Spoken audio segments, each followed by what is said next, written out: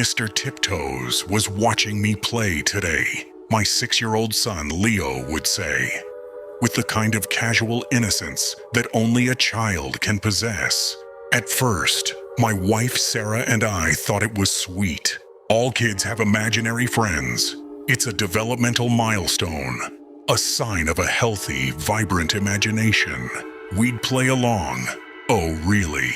Is he friendly?" I'd ask, ruffling Leo's hair. "He's quiet," Leo would reply, his brow furrowed in concentration as he pushed a toy car across the rug. "He just waits." That was the first little splinter of unease. He waits. It was an odd choice of words for a 6-year-old. Over the next few weeks, the game soured. The imaginary friend became a nocturnal visitor, and the visits were no longer welcome. Leo started waking up in the middle of the night, sometimes crying, other times just sitting bolt upright in his bed, staring into the dark corner of his room where his closet stood. The closet door was open, he'd whisper, his little body trembling when I came in to comfort him. Mr. Tiptoes was watching me sleep. We did all the things good parents are supposed to do. We bought a new nightlight, a glowing spaceship that cast soft, starry patterns on the ceiling. We invented monster spray, a water bottle with a monster repellent sticker I designed on my computer. And we'd ceremoniously spray down his closet every night before bed. We'd sit in the closet ourselves, laughing and showing him it was just a space full of his clothes and forgotten toys. Nothing worked. His fear was getting worse, seeping into our lives like a slow-motion flood. He had dark circles under his eyes. He'd get jumpy at any creaking sound in the house. The breaking point came when Sarah found him one afternoon, dragging his heavy toy box in front of his closet door. "It's so he can't get out, Mommy," Leo explained, his voice strained with effort. "So he can't watch me." That night, Sarah came to me, her face pale with worry. "This isn't just a phase, Tom. His fear is real. We have to do something."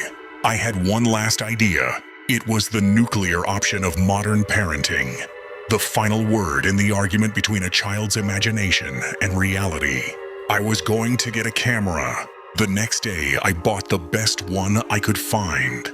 A high-definition, motion-activated security camera that streamed crystal-clear night vision footage directly to our phones. The plan was simple. We would record the whole night, and in the morning, I would sit down with Leo and show him the boring, uneventful footage. I would show him definitive, time-stamped proof that the only thing that happened in his room at night was him sleeping. I would give him his peace of mind back. I was so sure, so naively confident that I was doing the right thing. Setting it up on his bookshelf, I felt a surge of paternal pride. It was a sleek, white orb, unassuming and modern. It looked like a guardian. Leo watched me, his expression wary. "It's a magic eye, buddy," I told him. "It's going to watch over you all night and make sure Mr. Tiptoes stays away." "He won't like that," Leo whispered, looking at the closet door. "He doesn't like to be seen." That night, Sarah and I lay in bed, watching the live feed on my phone. The camera's night vision painted Leo's room in an eerie monochrome. Every shadow seemed to deepen, every familiar shape twisted into something alien. We watched for hours as Leo tossed and turned, the silence of the house pressing in on us. Nothing happened. Around 1 a.m. we gave up and went to sleep, relieved. The next morning, Leo seemed quieter than usual. "How was your sleep, buddy?" "Did the magic eye work?" I asked cheerfully. Leo didn't look at me. He just pushed his cereal around in his bowl. "Mr. Tiptoes was sad," he said softly. "He knew you were watching. A chill, completely separate from the morning air, trickled down my spine. Sarah and I exchanged a look of pure dread. We didn't watch the live feed the second night. We couldn't bear the tension. We just set it to record, a silent digital witness. The following morning, I woke up to an alert on my phone. Motion detected in Leo's room at 3:07 a.m. My heart hammered against my ribs. I sat up in bed, my hands shaking as I opened the app. Sarah woke up beside me, seeing the look on my face. "What is it?" she whispered. I didn't answer, I just hit play. The recording started. The timestamp in the corner read 3:06 a.m. The image was still, silent. Leo was a small lump under his dinosaur-themed duvet. Then, at 3:07 a.m., it happened. The closet door began to move. It didn't creak. It didn't make a sound. It moved with a slow, deliberate smoothness that was utterly unnatural. It swung open just enough to create a sliver of perfect, impenetrable blackness. From that sliver, something emerged. It wasn't a monster of claws and teeth. It was worse. It was a shape. Impossibly tall and thin, its form a distortion of the human silhouette. Its limbs were too long, its joints moving with a fluid grace that defied biology. It had no discernible features, just a smooth, dark surface that seemed to drink the infrared light from the camera, leaving a void in the shape of a man, Mr. Tiptoes. It glided across the room, its feet making no sound on the wooden floor. It seemed to float just above it. It stopped beside Leo's bed. Leo had kicked his duvet off in his sleep, and his shoulder was bare. The figure paused, and then one of its long, slender arms reached out. Its fingers, like the branches of a dead tree, gently took the edge of the duvet. With an unnerving tenderness, it pulled the cover back over Leo's shoulder, tucking him in securely. For a full minute, it stood there, motionless, a silent statue of dread watching our son sleep. My breath was trapped in my lungs. I could feel Sarah's nails digging into my arm. Then, the worst part. The figure slowly turned its featureless head, a smooth, dark oval, until it was looking directly at the camera lens. It knew we were watching. It had known all along. There was no mistaking the gesture. It was a silent acknowledgement, a confirmation.